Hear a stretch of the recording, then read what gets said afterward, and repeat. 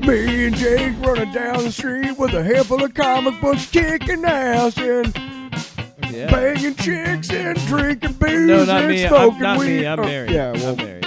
Jake. Can't do that. Yeah. Off panel, off topic with Jake and Tyler. Can I just say? Yeah. Even after 219 episodes, which is what we're in right now, folks. Wow. 219. Even at this many episodes in, I still absolutely love that theme song. Yeah, it's so classic. And the best part about it, totally accident. I just got lucky. Yeah. And that's what we were talking about, you know? Bob Ross, happy accidents. So this episode, we're going to have some books. So, a couple things out front. We are going to start changing how we're going to do the show because Peacemaker's coming out on Thursdays. So, we're going to be trying to be out a little bit earlier in the week so we have time. We're going to try and start recording on Mondays. Thanks a lot, HBO. Couldn't do Wednesdays or Tuesdays. Come on. But so, we'll just watch it. You could have done, don't bullshit me. You could have. Oh, yeah, you're just over here going. Come on, don't bullshit me. Exactly. Turn your thing up. Oh, my God. No, because then it's too loud. No, right there is good. There you go. Come on, don't bullshit me. I know what I'm talking about. Yeah? I can't wait to nacho. Anyway, the point is, you can't. It's too dark in my basement. It's too dark in my basement for the Randy Macho Man Savage. That was a good one. Yeah, I beat you on that one, man. Anyway, so continue. So with Peacemaker coming out on Thursdays, that gives us time to watch it either Thursday, Friday, or the weekend. Yeah. So we will try and be ideally we're gonna shoot for Monday to record on Mondays and get it out as soon as possible. We're also honest to ourselves about the fact that nobody really. We're not the news. Like nobody's running to hear our opinion. Yeah, I mean there are like very famous and successful channels that make a living off of. We just went to the midnight showing, but we're not that at all. The best we can do is Sunday after the Friday release. So before we... But you know what? Ours are honest. Nobody's paying us to do any reviews. So we're going to give you the straight shit, man. Where do we stand? How long? 2.5, roughly. Did we swear before that? I think you said fuck at one point. But don't you fucking put words in my mouth. We haven't sang yet. Well, this isn't a family show, and we accept that. That's Jake. I'm Tyler. It. We, for those of you who don't know, we have a running clock every show.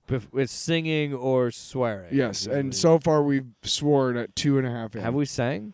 We have not. I'm going to save that for a special occasion. Now that it's on my mind, I'm going to So this episode, we're not really going to have a ton of... There's not really news that we're going to be talking about. It's mostly going to be some books that we've read and some movies we've seen recently. Longbox. Yeah. That's what I'm talking about, obviously. But there's one thing I wanted to talk about that was in the... maybe could be news-wise, and then we'll get into the Longbox. Okay.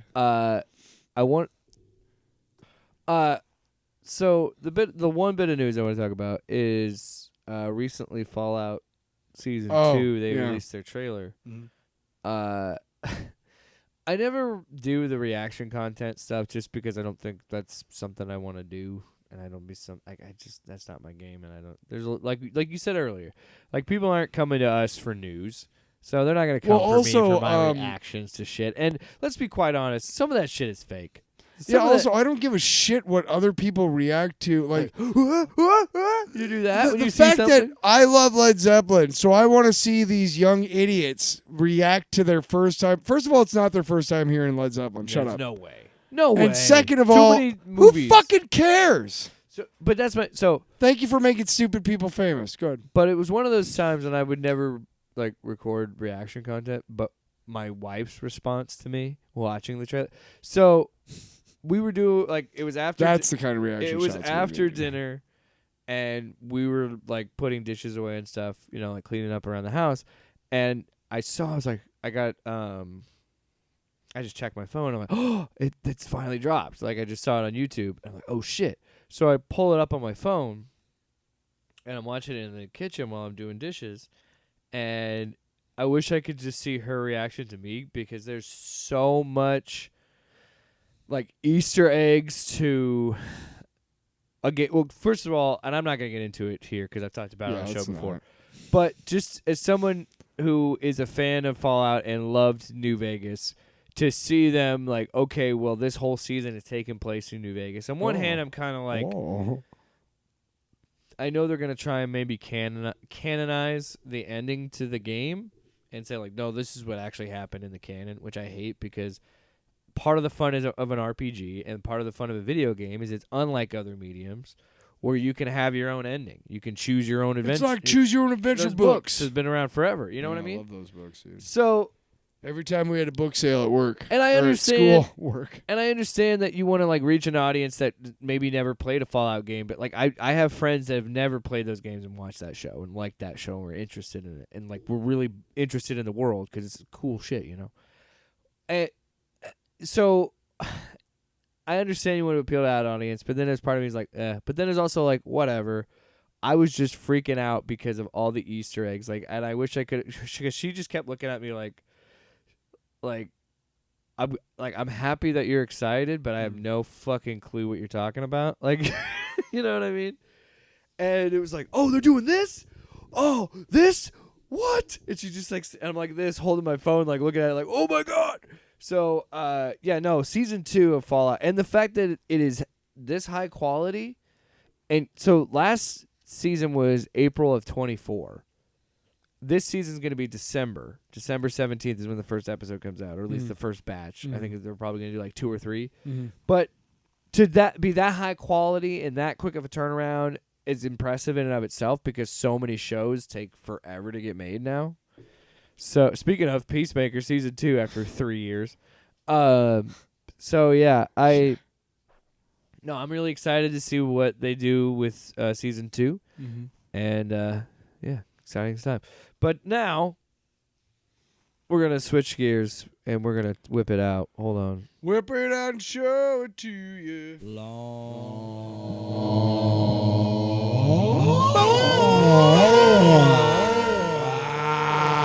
It's a Longbox. I was thinking of the end of that as like when you're taking a piss, and like towards the end you have that like point where you like shiver a little bit. You know what I mean? Wiggle it out a little. Yeah. Dribble. You know what I mean? Yeah. Yeah. Long box. Me? Is it my turn? I figured you go first because I think we you've can gone first the kind of last, like 90 times. You jerk. I'm just kidding. Well, I can go first, and then we No, can have a no, broader. no. Well, yours might have a little bit broader discussion. I don't know what yours is. I told you what mine is. Fine, I'll go first. No, just tell I'll me do what I it can is do because I want to go. No, the fucking Roddy Piper bit is gonna take forever because you're gonna make me talk about wrestling. So shut up. Fine, go ahead. Why am I so abusive? Shut up. Oh, let's just take a break and let's have a lot of dead air. That's good. Let's both take a sip. An angry sip. ASMR. Gurgle. So, the movie I wanted to talk about that I saw recently that on HBO Max is called Death of a Unicorn. And this is a movie that came out, I think in like late March or April this past year. So it stars Paul Rudd and Jenny Ortega. And she plays his daughter. And it's like Jenna Ortega? Jenna, yeah, not Jenny, sorry. So it's an interesting movie because it is very much, it's one of those genre blending ones. It's on its face, it's a horror movie, but it's also very much, I think it's a comedy first, and then the over the top crazy gore that happens as my dog tears up our recording equipment. So yeah, this one definitely, because you have Paul Rudd. You also have Robert Grant in it, who's great. I think so. The setup is pretty simple. So like Paul Rudd is driving with his daughter to go. He's like becoming a power of attorney essentially for this family. This rich guy is Richard Grant's character is a rich dude who's dying, and he's coming in to be the power of attorney. And on the way there, he was not paying attention, and he hits a unicorn. And like sometimes I had to pull up the director of this because the guy wrote it and directed it. But sometimes it just takes, for me, like a horror movie of one, because I feel like horror movies, it's so important to nail tone and pace in movies. And I think this movie does a really good job of hitting the tone immediately, because I'm not spoiling anything, because this happens pretty early in the movie. But his daughter, Jenna Ortega, goes down and looks at it like freaking out because it's dying almost. And he's got a wrench, so he's like gonna mercy kill it. And she touches its horn. It's glowing. Its horn's glowing, and then she touches it, and it's like this crazy like acid trip. Like she's seeing these crazy things, and she's like, it's like.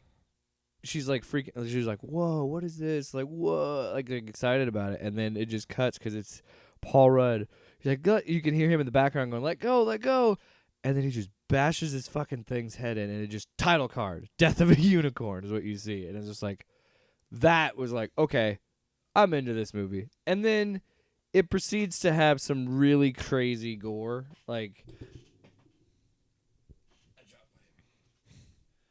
And the gore, sorry, your pen. I can't talk. I get too excited about it, but like it's like what I've talked about on the show before. Sometimes in horror, sometimes the best stuff is when you have something really insane and gory, but it's done with like a wink, and it's so all over the top and outlandish that it's almost kind of funny. The last 10 years of Nicolas Cage's career, honestly. So that's what this movie nails. Like, the gore is awesome, and it's, like, hilarious. Like, there's one scene where a character gets gored by one, and then the other one takes her leg, and they bisect her, like, running across, and it's so metal, and I love it. And it's, like, dude, like, it's a quick movie, too. It's an hour 45. It's not scary. It definitely is a comedy horror, and it's horror adjacent. Is it like Club Dread a lot? I wouldn't say that. It's definitely a creature feature. So I would say it's more of a comedy. Like, there's some really funny moments in it, and again, at an hour 45, you can't really complain. It's a pretty quick movie. The commentary in it is interesting, and the humor. Like, once there's a certain, like, the blood of the unicorn can heal people. And the guy that's dying obviously uses it to cure himself. And at one point they talk about, because the blood is purple, and at one point they serve him a plate that he goes to bite in that's medium rare, and you can see, like, purple thing. And I'm like, this fucking guy harvests his blood and now is eating it, and it's like, we're really going for the eat the rich thing. But I loved it because I was like, this dude is insane. And, like, you know what? It makes the story of this unicorn more believable. As fantastical as this movie can be and over the top and insane, that is one of the more believable scenes in the movie, where, like, absolutely that guy would eat it. Because I kind of would too. But I'm just kidding. But tastes like chicken. Ew. But he's like, yeah, medium well, sir. And then it's a close-up on it, and you see the purple. And it's like, dang, this dude's already fucking eating it. I recommend it. It's a really fun movie, even for you, Tyler. I know you don't really like horror movies. It's a comedy as well. Whatever. If you enjoy, like, Evil Dead and shit like that, you'd enjoy this. I did enjoy it. I would say this is even more, a little bit more, well, yeah, I'd say it's not as gory as Evil Dead, but it's got some good kills. So anyway, what did you want to talk about today, buddy? So inviting.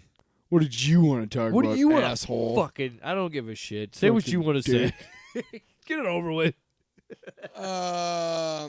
So this weekend I watched 2 classics. One I won't talk about too much because we talked about it within the last couple months ago. But just want to remind y'all that Dread fucking slaps. Oh, still, so good, dude. Still, so good. Still saw it within the last 48 hours. Still so fucking perfect. Just tonally perfect. It passed the wife test. It passed the Ashley test, where she was like, "Okay, this movie's awesome." Yeah, even like, it's such a good movie, so good. Would you watch it? Because it's not on HBO Max anymore, I don't think. Yeah, I think I did watch it on Max. They just jump around streaming I services. think I did watch it on Max. Maybe it might be back up there. I don't know. Shout out before I move on to Lena Headey, who is always a good incredibly villain. underrated actress. I have yet to see her in something, and I'm like, she was okay. Like, she brings it every fucking time, right? I mean, she's always. I mean, yeah. She is the perfect person to play Mama. And that was in the middle of her like peak. Yeah, that was Game of Thrones era. Yep. So she was like in her villain. You want to talk about villain era? Right there. She was really good in Terminator Sarah Connor Chronicles. I never watched it, but I did, I knew that she was a high point. Also, Summer Glau. I mean, I agree with you. She's Summer good. Glau's She's hot. I'm in the same boat. I like her in pretty much everything. I think she's really good. Anyway, They Live, right? Is that what you want to talk about? why don't you stop fucking directing my goddamn Longbox? I let you just go. Mine, dude. I just let you go. I wasn't falling asleep. I was backing off. Okay. So I watched two classics. One of them was I actually watched this before I watched Dredd. Dredd is not as quick a movie as I remember. It's not long. Slower, yeah. It's not long, but it just takes. It's like 2 hours, but it does. It's a little bit of a like. Do you want to talk about Dredd?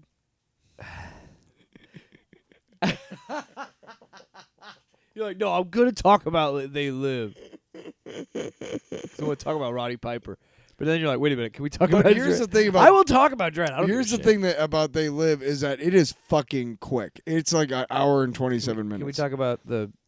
Now you're stepping on my long box and we Sorry. got problems. I want to talk about the fight. Go on. Go on. Do it. Do it. Finish it. All right, That's how far away I am. let's see. Let him 5 minutes of uninterrupted critique and commentary. They Live is obviously Roddy Piper. I'm kind of sad did not get more roles as an actor. He is really, really good in this, and he could have done a lot more action roles if he had the right agent or whatever. He was really, really understated and really good in this. He holds his own against Keith David. Yes, Jake. I think it's important to note that I think he also was a wrestler first. Like that was always his first love. The first thing that people got to remember, whatever you want to say about it being fake and fixed and whatever, blah blah blah. The fact remains is that being a professional wrestler is one of the hardest jobs on the planet. Oh yeah, you have to be a top end athlete and a top end actor, and oftentimes a top end writer. I mean, one of the things about Roddy Piper that made him so good was how quick-witted he was on the microphone. He had a thing called Piper's Pit for a long time on a WWE show, and that was his claim to fame is that he was quick on the wit or whatever. You know, one of his most famous lines is just when you think you have all the answers, I change the questions.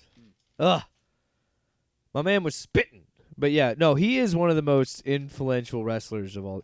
Like, obviously, with Hulk Hogan, I think you can't deny what Hulk Hogan was able to do. But I think people overlook the fact that Hulk Hogan got to where he was because of his villains. Like, you got to understand that he beat the Iron Sheik, who was an amazing villain, and Roddy Piper was the biggest heel in professional wrestling for a long time. And, you know, you talk to a lot of current wrestlers. Some people still consider him the best heel of all time. Yeah, and you talk to a lot of current wrestlers, and they talk about he is one of their biggest inspirations, you know?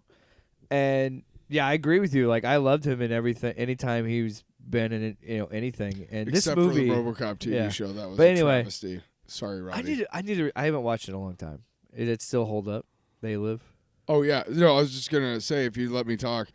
I was throwing it back to you. Tossing it back. I'm tossing it back to you, buddy. No, the RoboCop TV show. You remember when we did that? That was awful. What character did he play in the RoboCop TV show? Was it Captain Fuckhole or something? I don't know. I can't talk. Shut the fuck up. No, Jesus Christ. No, who are you referring to?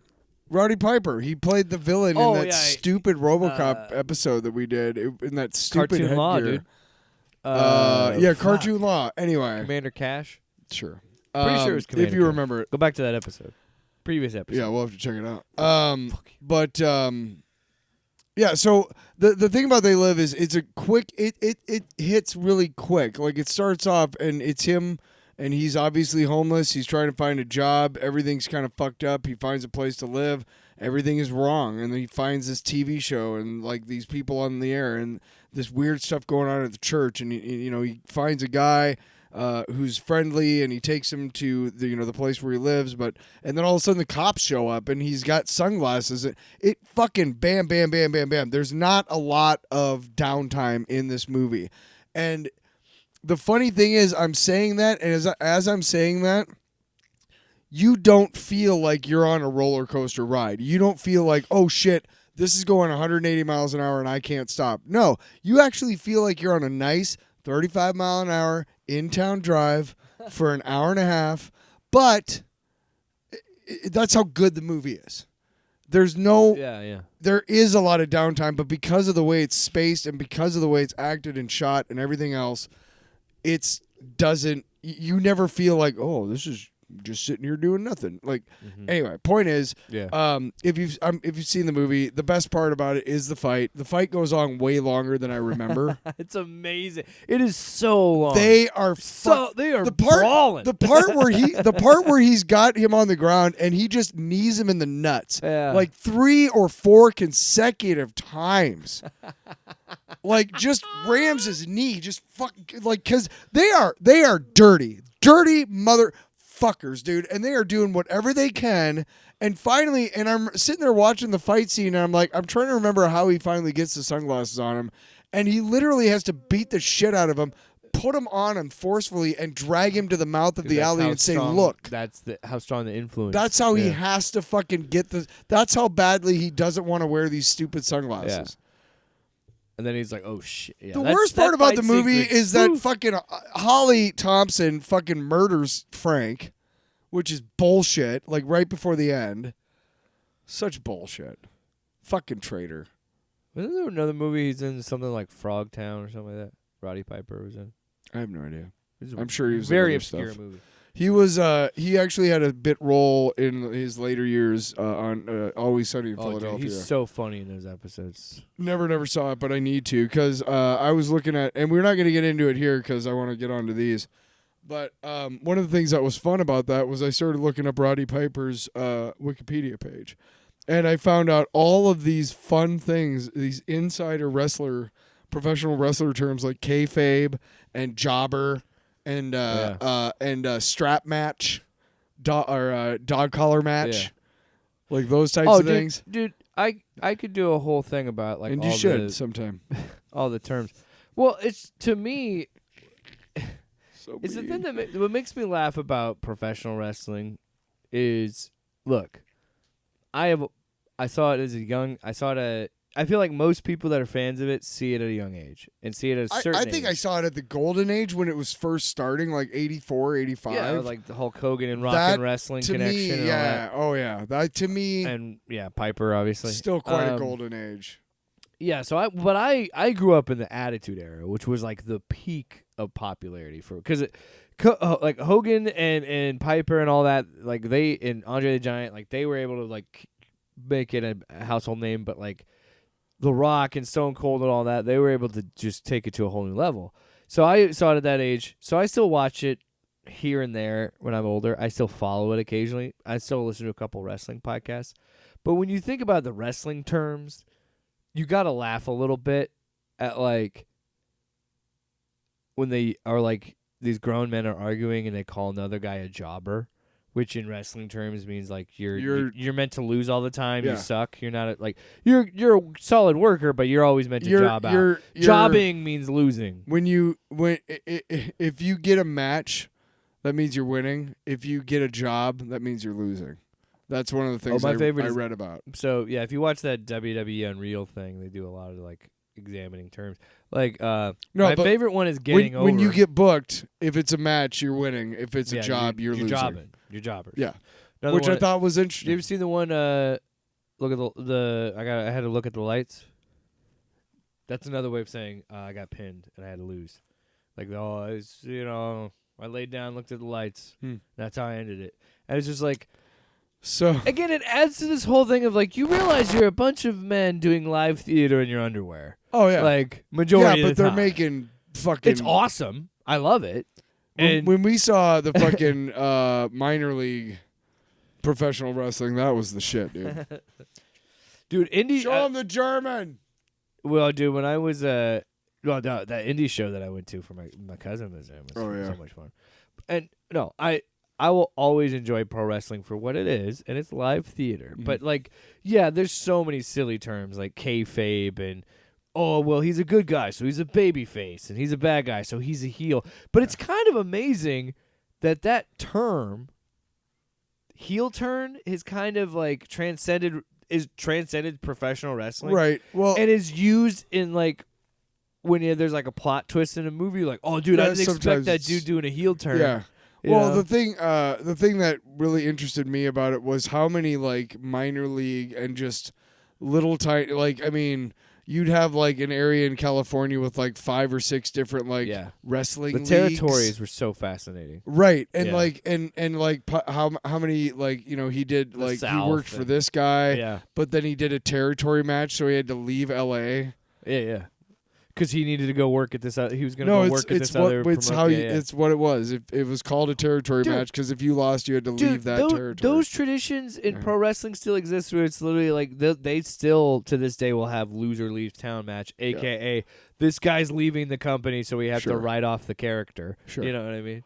But yeah. So I'm glad that you went down a rabbit hole for professional wrestling. I did, but still. They live fucking slaps fucking hard because it's really good. And guess what? We're still living in it.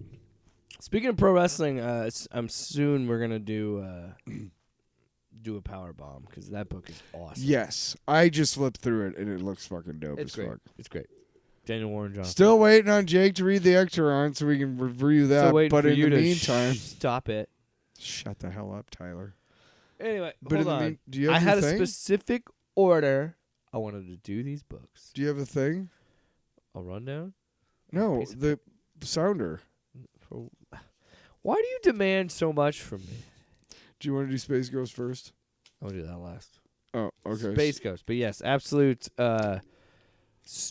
Superman number 10. Guess what we're doing right now. Yeah. I could write a book about what you don't know. Let's talk about some comic books. You can talk about a comic book that I don't know. Wow. Tyler's falling asleep at the wheel. I'm just kidding. It's late. I'm just in love. Yeah. With love. So first up, we have Absolute Batman number 10 by Jason Aaron and Carmine I do not know. Giandomenico. A different artist. So I texted you, Which I don't mind. No, I really like his art. Yeah. Or their art. I'm not sure. Yeah. I really like this one. I texted you immediately that I sent a fire emoji. So this is kind of an interesting way of like we talk a lot about. Again, it's true. Batman, Superman, and Wonder Woman are really the standard bearers for the Absolute books right now. Like Jason Aaron is on the top of his game with this Especially book. when you read Absolute Flash number 6. And we've talked about it so much since, but it really is. Like that first couple issues, it took me a little bit of dipping my toes in to kind of understand what he was doing. I did not like Superman at first. We were, you and I were not super high on those I first was two like, episodes. what the fuck is this stupid but shit? sticking with it, by like episode 3 on, this book has been just insane. Like Issue, but episode. Or yeah, whatever. Whatever. We say it every fucking week. All right, you know what we mean. Episode. Anyway, just clarify. So this book is kind of like a culmination of things. So we see that Peacemaker's finally going to have his big fight with Superman because Ra's al Ghul is waiting for him, and Jimmy Olsen's their hostage. He's talking to Brainiac, and he's saying to Brainiac, like, and they're having a conversation about what he wants. He keeps calling him my son and everything, and it just kind of sets up and shows like how Brainiac is like subservient to Ra's al Ghul. Yeah. And there's also a moment where he's like, "Can I like?" My favorite thing is how dumb Chris sounds sometimes. Yeah. So he walks in and he's like, "Hey, what's up?" And he's like, "Can I kill him? Do I have permission to win this time?" Win this time. Yeah, that's what I read. I'm like, "You child." Fucking chode smoke. So to have that exchange, and then the whole thing of like, here you go, here's your magic bullet, and kind of set that whole thing up. But then how it pays off, where Superman is, oh my God, how he's done. So I gotta say, I didn't know how I really felt about him not doing a cape, but doing this weird like cape dust thing where he's ripping through the planes, fucking ruled, man. I'm not gonna say it wasn't an awesome image to them being like, he's in the skies, and them like being scared. I'm like, it's awesome. Our soldiers are being dragged screaming into the night. Tell me this means what I hope it means. Tell me he's killing them. I'm afraid their vitals are still quite active. Yeah. Superman is merely straining. They're miles away. Then we must further encourage the boy, mustn't we? Yeah. And this is where you start to think, and I already thought this before this issue. Okay. There's something off about the Omega Men. There always has been. To me. Yeah. Oh, man. Yeah. Did not expect it. Yeah, me neither. The actual thing, and we'll get there. We'll get there. But all of a sudden, the Omega Men show up right when he's like, begin phase 2, and a boom tube opens up. Coincidence? Maybe. Oh, one of my favorite jokes is they say it's in the news. When he fucks up Christopher Smith is pretty good. No, yeah, that's great too. But before that, when they mess up Jimmy Olsen's name and call him Timmy Olsen in the news, he's like. And then the throwaway where they're like, they messed up my name, and Lois is like, what do you expect? They're journalists. Hey, poking fun. Hey, she's a dude. So yeah, the sequence is where this is like Superman at his best. Oh, again, I love it when a writer does something interesting in these absolute books and does something new, where Brainiac sets it up where they're fighting where it's going to be no sun for 37 days. It's in Alaska, right? Yeah. Because I know that like parts of like Alaska is where that happens, or parts of the world where there's no sunshine. But yeah, so the whole idea is like, well, he's gonna run out of power eventually. He needs the sun, and I'm like, oh, that's so fucking smart. Why has anybody? Thought Well, then Ra's al Ghul is like, no, I don't want that. But yeah, I know he's like, well, I wanted just to take. I want his power. I don't want him to be weak. Yeah. So the fight with Chris is amazing because it's set up like this big thing. Where he says, like, he has a bullet in his gun that will do the job, forged from the rubble of my dead homeworld. In Small World, he also succeeded. He killed before it, and he's been rewarded for it. Incentivized to do it again. His enemies have been othered and dehumanized. He is the hero of his story, and he will keep on killing unless he's stopped. And then, yeah, he's like... He talks about a suit. He's like, one that was it's a suit that transformed Christopher Smith into the single most powerful human on the face of the earth, but I'm not human. You just see a big thing of a red streak going like, thoom, into him, and he says, I beat him senseless. Just crushed against a donut, yeah. A donut? A mountain. A donut. A donut. The fuck? He says, I beat him senseless in about 4 seconds. And then... Tracks. Yeah. So then there's a flashback where he's like, Superman is having a moment of like, I should just fucking kill the guy because if I don't kill him, is this going to keep going? But then he has a flashback of his dad, keeping that thing about Superman being a good guy and he's not going to kill. And then Ra's al Ghul attacks him. No, he doesn't. It's the leader of the Omega Men, his daughter, Primus! Talia al Ghul. Wow! What a fucking twist. Wow. Dude. I was legitimately like, damn. Wow. That was awesome. I love that twist. What did you think of that? I thought that was fucking crazy. But here's one thing I did want to point out is when he's about to blow Christopher Smith away with this stupid Kryptonian gun. Kryptonite gun. Ra's al Ghul is about to blow away Christopher Smith. And Superman sticks his arm out. He catches it with his hand, yeah. Even though he knows it's going to hurt him. Yeah. But, of course, it's Primus. You're right, boy. You are not yet worthy of being called a child of our Ghul. But we will teach you, your sister and I, won't we, Talia? Tyler? Oh, indeed we will, Father. All hail the Omega. Donuts. And you see and you see his hands like it's a POV from his shot. Yeah. And you see his hands are all and Saul his computer like type of thing. It's a lot like OMAC, the one man army corps that Jack Kirby made up. it wouldn't surprise me if at all if you talked to Jason Aaron and said, "Hey, were you thinking about OMAC at all when you made this Superman up?" Because I'll bet you were. I love it. I enjoyed it. That was a fun book. Pretty dope. What's the next one? I guess. We got 2 issues. Yeah. I guess. Of Captain America. Yeah. Let me pull it up. I got the names here. By Chip Zdarsky and Valerio Schiti, Yeah. Frank Martin. So what? So I think you and I are a little different. I enjoyed these books, the 2 issues that I read. well, okay. So I the think you and I first have thing differing is, opinions. I got faked out into buying 2 copies of number 1. It happens. So you open up the book and it starts off, and you start realizing that, okay, wait a second, this is not like modern day, because then you see Iron Man, They have it. and well, first of all, they have the United Nations building, Yeah. and then you see Iron Man, and Iron Man has his old armor, and they start talking about it, and it's And he's not supposed to be publicly right, supposed to be like known. like a week after he's been unfrozen. So he goes back to the military, And the Avengers don't really exist yet. So Yeah. this feels like the beginning. but there's this other guy. This kind of feels like if this were a series of Captain America that's like at the beginning of the MCU, like on Disney Plus. It's kind of what this vibes with. But then there's also this other character that parallels Steve's story to become a super soldier in these 2 books, or these 2 issues. And so he kind of serves as like Captain America over in the Middle East. And like he's helping with stuff like that. But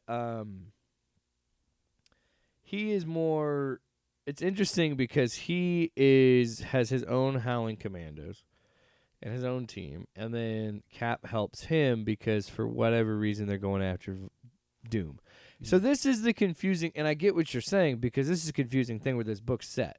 So this is supposed to be after Cap is unthawed and is coming back into society before we have fully formed the Avengers. Yes. But the Fantastic Four exists, and so does Doctor Doom. The so much conversation so that he has Doom, with Reed is great. So much so that, oh yeah, I love it. But and when Reed stretches his face so he doesn't have I'm to just some take guy. have a sign an autograph. That's Yeah. amazing. But so Doom exists so much so that he has taken over at Latvia. Lavere, yeah. Latvia. And he called it Doomstad, which is amazing. Doomstadt. Doomstadt. So much so that he's that presence there. Like, he's a full-on fascist over there. Yeah. And I will say there's some lines that are great where he's like, I have to do what I always done, fight fascists. I'm like, hell yeah, Cap. And so Like, is that supposed to be like his stealth outfit or something? yeah, I don't know what that. That's what pisses me off. Like, what are you fucking doing here? Okay. What are you fucking doing Well, here? it obviously, yeah, and then what? God, that's ugh. Why? Well, Here, they. yeah, it's let's see, because just I think we've talked Here's about it on the other show. one, too, 'cause I don't know. I think we talked about it on the show. Where That pisses me off. it just this has always happened with the big two. When the big two have an agenda to put, like, we literally just read it with Absolute Superman number 10. It comes out the same month that Peacemaker season 2 comes out, and when has Superman ever really tangled with Peacemaker before? Yeah. You know what I mean? So similar here, like, where it's like, okay, we're doing all this other stuff, and we gotta like have these like why is all of a sudden Doctor Doom the guy of the multiverse? Because the MCU had to pivot off Kang with all the Jonathan Majors stuff. So in the MCU, like, Doctor Doom is with Doomsday is doing all this stuff in the multiverse and Secret Wars. So we have to do that in the comics. Oh yeah. So we have to make Doctor Doom the big bad in the comics for a couple years and do shit like One World Under Doom, which I still don't know what it is, and I really don't care to learn. I don't either. I bought that Gods #1 and it's so stupid. There's the book I brought you today, Predator Kills Marvel Universe. Yeah. I can't tell you how irritated I am that all the characters in Guardians of the Galaxy are now in the comics acting exactly like they do in the movies. Like, that irritates the fucking shit out of me. That everybody writes Drax as Dave Bautista. You know what I mean? Yeah. Like Dave Bautista and James. Dave Bautista and James Gunn came up with that interpretation of the character. It wasn't meant to supersede the fucking comic book. And it never was. The comic book character is good enough on his own. He's just really dumb, and he's like just a very literal. He's guy. a resurrected fucking human, not an alien. Never mind. The point is it pissed me off. I was like, "Are you fucking serious? You just changed everybody's personality in the comics to fit." Because everybody loves the Guardians movie, like, go fuck yourself. Yeah. Anyway, by the way, there's a new Punisher book coming out. Yeah. So essentially what happens is issue number 2, the Howling Commandos and the new Cap and Steve go on this mission to help out the give supplies and help out the freedom fighters fight, stand up against Doom. Yeah. But they meet a freedom fighter who says, "I can offer you guys a chance to I have intel that we know where Doom is going to be." Because he finds them in the woods with a altered Doom bot. So he's like, "Hey, I know how to get to Doom. I have insider intel." So, who is this dude's name? Dave something. David something. Colton. The red hair. Colton. It's Colton. Dave Colton. Yeah. Colton is like, no, fuck that. That's not the mission. He's very deliberate, like, do the mission. And he's like, that's not the mission. And Steve's like, just trust me. Let me at least try this method. If we can stop Doom now, let's go for it. And he says, okay, we can do that. I like his uniform. It's like a short sleeve version of the uniform with more of a helmety. Yeah, like a cowl. I like it. I think it's an interesting choice. Also, he looks like me if I had ate my vitamins growing up. But he just pretty much says to Steve, all right, well, we're leaving. The LZ is at this time. So if you're going to go do that thing, we're leaving and we're leaving you. That's the landing zone. Yeah. So anyway, they go in, they think like, oh, we're going to see Doom. And the freedom fighter guy has the shot. But Cap says, because I do think there's some cool things of like him. Cap being like, why am I, potentially ruining this mission and doing all these foolish things? Mm-hmm. Is it because I never fulfilled the moment of killing Hitler because he got away? Like, he didn't meet justice, and I'm just trying to chase justice. So then he, in that moment, stops the freedom fighter from killing Doom, and they're like, that's a good choice. Yeah. And, yeah. And then excuse me. And Doom it ends with catches him. Doom being like, you're welcome as a hero, Captain America. And that's the end of the issue. So, I'll probably keep getting it. It's an interesting book. It's not, like, Chip Zdarsky's a good writer. Yeah. And that's... That's the frustrating thing. It's like, you can't help but not think of the synergy. And the frustration is from me at this point in the continuity, for fuck's sake. Ugh. Right? At this point in it, it's hard to understand, like, when I buy this book, where are we? And when it starts off and it's, like, clearly, like, a long time ago, it's like, okay, what's going on? But then the guy, when he's sitting with Reed Richards, is saying, let me get a pick. So what are we saying? You know what I mean? Like, are we just convoluting the timeline now to the point where he's been around for the last 20 years, whenever that is? Yeah. And fuck World War II. You know what I mean? Like, what are we really doing here? And then he's in this weird fucking, like, black and dark blue suit, which I don't mind it. But if you were around when he gave up the shield the first time and the captain came around, I don't need to see a fucking alternate Captain America uniform. That reminds me of that bullshit, and I don't need it. That's why it's confusing. And of course I was like, oh, Captain America #1. And it doesn't help that you basically told me I was today years old that I bought 2 #1s. Fucking fuckers. Well, and it's always what we talk about, where it's like, yeah, because he hasn't met Stark yet. Stark's starting up the Avengers. They're not really a thing yet. But it's like, but there's already 2, like, they never stopped making super soldiers. Every country kept making super soldiers. Right. The thing while he was thawed or while he was frozen. But that's so that's why there's a couple reasons why I'm frustrated with this book. I'm not saying it's bad. In fact, it's pretty good. The writing is pretty tough. It's just, again, it's the one thing I like about comics these days, Marvel more than DC, is that there's usually a title page where it gives you like above the title of the book, it's like, hey, here's a quick synopsis of what this character's about. And then Captain America, and then after being, and then where he's at now, where we're opening the book at. You know what I mean? What's happened like recently, and what is he? Where are we starting this book? Yeah. And then every book after that, and I'm talking about because they have so many. They had Immortal Thor, which is over now. It's Mortal Thor, right? You want it. So you have to have that, and it doesn't really explain what's going on in either one of the first two title pages. And they're in all. That's why I get companies- confused. Yeah, and all these companies are obsessed with putting number ones on things because of the fucking collector's market. Which is dumb because there's no collector's market. It's not a thing. But the thing is... But you know that people will fucking pay so much because of that giant number one on it. I don't... You know what I mean? Right. I don't buy number ones because of that. I buy number ones because it's the start of a book. It's literally the start, and we really, besides the absolute books, we really don't have any ongoing books. So when I'm at the comic shop, I get, my absolute books, and then I'll usually get a number one, or if I will usually pick a limited series or two that I'm following, or if I pick up a number one that's worth it, I'll pick up number two, maybe three, whatever. But before we continue with the books, I gotta say that I was in Jay's today, and we absolutely had a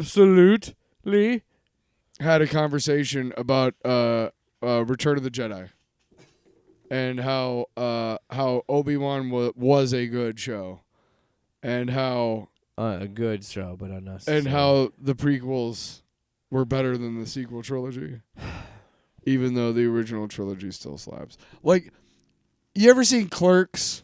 You ever seen these movies? Clerks did this thing, and it's awesome. Clerks did this thing where you had these conversations, and Seinfeld a little bit too, where you have these conversations that take place all the time about these banal minutia that people really give a shit about, but is really matters nothing about nothing, right? It's just boring shit. It's what ifs. It's water cooler, whatever you want to call it, right? It's for people who are nerds, right? Like me.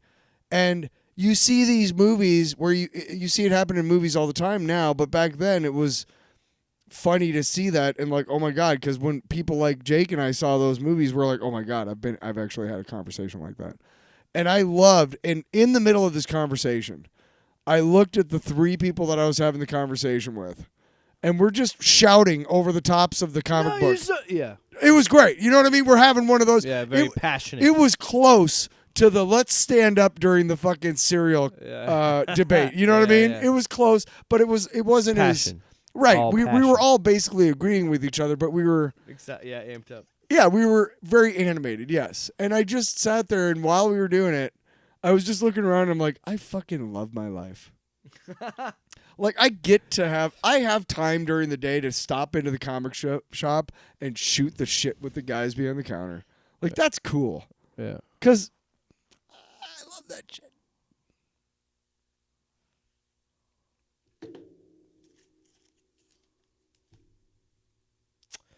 You know, it's called dead air. It's not good. What, we gonna get an alarm? Ding, ding, ding, ding, ding. Hey, you better get on the air. Yeah. So, one final book to talk about today. It's gonna be a book that's interesting. So, I think I've kind of touched on it. I have the action figure up there that Luke made. So, Space Ghost. Yeah. Did you ever see? I've never seen the card. Like, yes, I did. When I was growing up, so Herculoids. I know it came out in the 60s, but Herculoids, Space Ghost. What was the other one? There was another one. Thundar the Barbarian, which was Hanna-Barbera, and that was not quite the same era, but it was kind of the same. One thing I liked about this is Space Ghost has his two wards, and they have a monkey named Blip. Yes. And like first page, and all that was needed to modulate our signal was you, little one, the binary language integrated prototype, which is an anagram for Blip. So right away, I'm fucking hooked. So then fucking Space Ghost is just an Alex Toth looking motherfucker, dude. Just ripped. And then the interesting thing is that the two wards are like really like they're like 12. Yeah. They're not that old. So can I interject here? So yeah, I never saw the like original. They were usually, I think, like in the original cartoon, they seemed to be closer to like 16, 17, I guess. Yeah. At least the way they were drawn and the way their characters were written. I never saw the original cartoon. I never saw like the kid, but like the dude was like, "Hey Jan" in the comic Yeah. in the cartoon. In the comics, it sounds like it would be more like, "Hey Jan," like that's younger. But it's not the same as Space Ghost Coast to Coast. No, No, it's it's very funny different. reading, And we talked about and I know that this series in particular with Dynamite was like a very straight, like playing it straight. Not if you leaning open the into that, page, obviously. if you open the page where your finger is, Yeah. you'll see that they have the thing where all the characters, all the villains are. Did you flip a page? Go back one. I didn't do anything. Can I just talk for a sec, dude? Yeah, that. Yeah. No, you're going It's the next forward. page. What? No. That's not the point. I don't care. The point is, I enjoyed this book. I haven't really seen anything with him playing it straight. I've only seen it in the humor Where they have all of the the villains. show. So, it was interesting to see those characters from Space Ghost to Coast. Yeah. Actually be what they're originally intended to be, which is playing the characters straight. But I like it because it does feel like, I don't think it's like too overly cheesy, but there's definitely lines that it's definitely kind of like leaning into that futurism, like Buck Rogers, what Space Ghost was kind of like, that like space sci-fi futuristic world. Yeah. And like the whole story is about this AI that's trying to take over the world. Yeah. And like, be subservient to me and I'll protect the whole world if you just submit to this AI. And honestly, interesting story of our time with Space Ghost.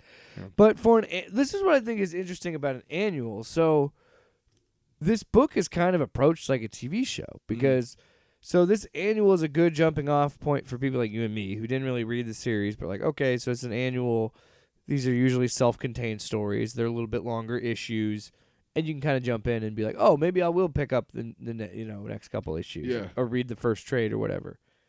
And I think that story does a really good job of that because it is very, very much something that's easy to follow, and it's pulp. It's just like pure pulp. It is. I love that. It's straight up like the art is. Alex Toth, for those of you who don't know, is a very famous fantasy and comic book artist.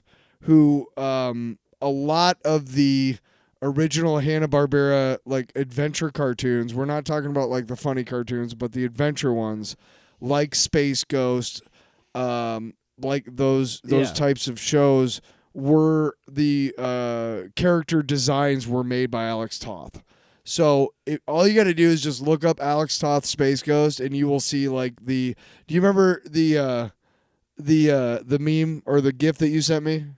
Of Space Ghost? Yeah. That's Alex Toth. That's the Alex yeah. Toth. Like, that's him. That's his drawing. Well, I just, there's something about, like, it. Dude, and the Alex Ross, that was cool. That's cool as The Alex fuck. Ross one's iconic. I love that one. Because I've seen that a few times. But that's the thing. I love Space Ghost design. It's so simple. It's Right. It's a Oh, black yeah, hood and a white, like one suit with like a red, yellow cape, red pants. He's red belt. almost like, take away the ears. He's almost not Batman yeah. and Superman combined. Kinda, yeah. You know what I mean? That's the thing I've always liked about him is that they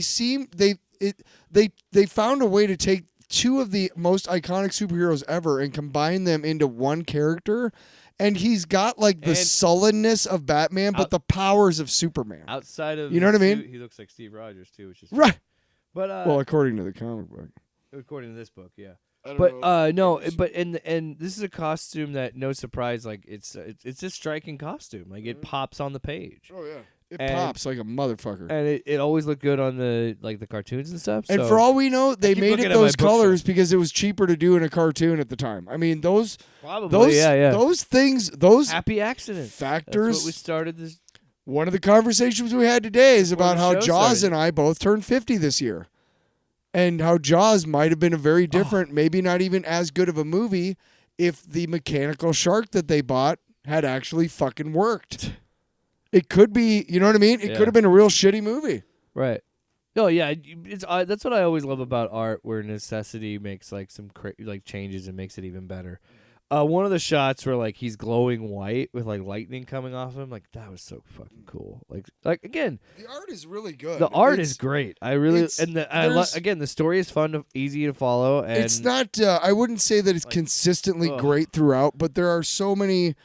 The few times where I'm like, I feel like you rushed that panel.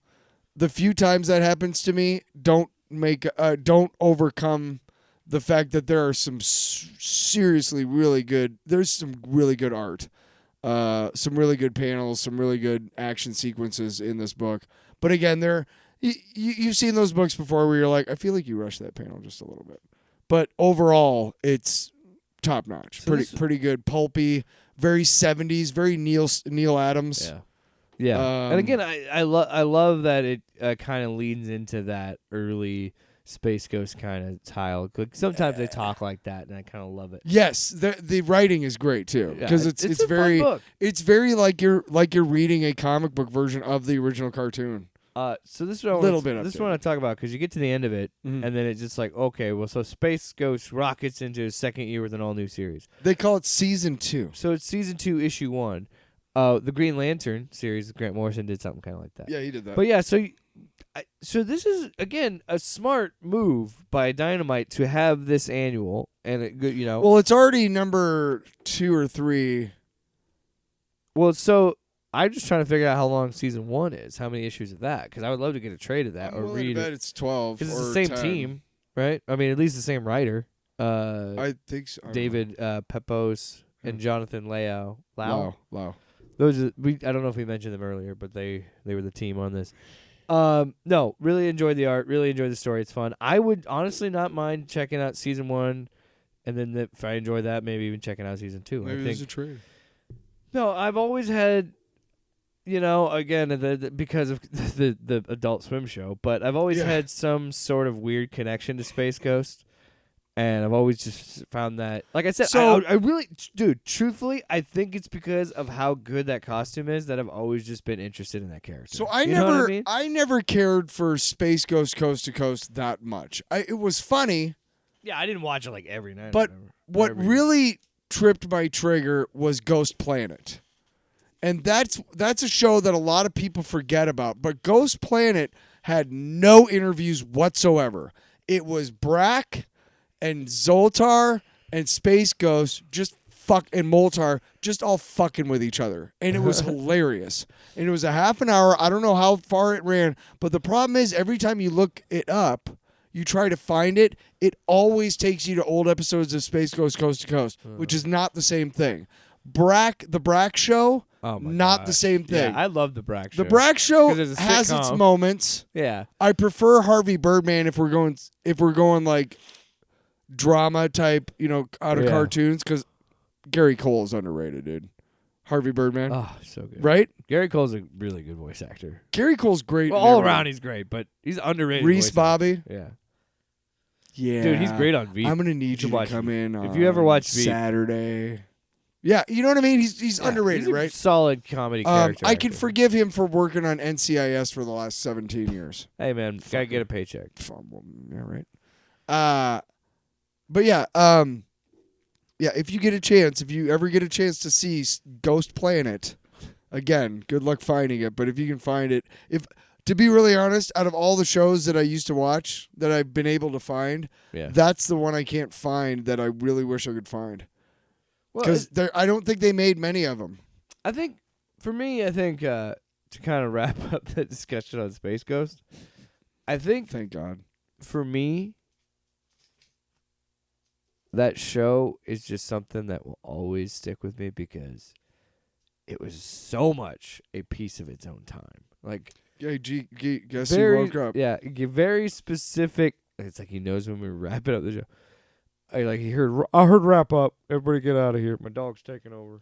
Maybe we smell different when we give off a pheromone. It's that certain level of absurdist humor that the fact that they just kept reusing these animations from that show, and it's just Yeah, a yeah, very yeah. crudely animated Right, show. where he looks like he's trying He's to make always a gonna point. be like, "I'm gonna blast you Yeah, with my blaster. yeah. You shut up." Like, and they just kept reusing that. And it was so many really interesting interview And they had subjects Macho Man too. voice his grandpa, but all they did was just put animated a beard over top of it.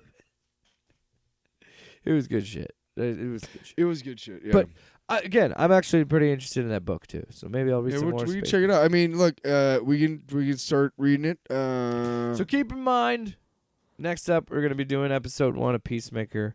Yeah, and And doing a little bit earlier earlier in the week. I really, really, really next week want to do We got a lot of books Thing.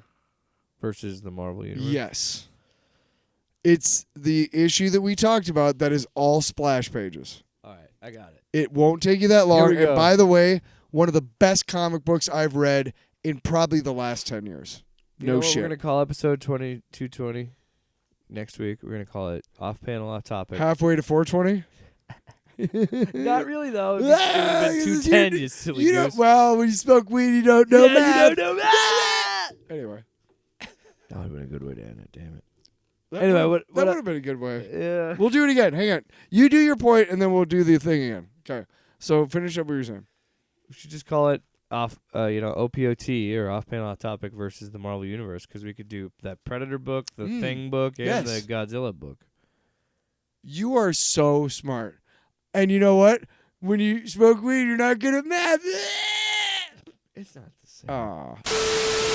Off panel, off topic with Jake and Tyler.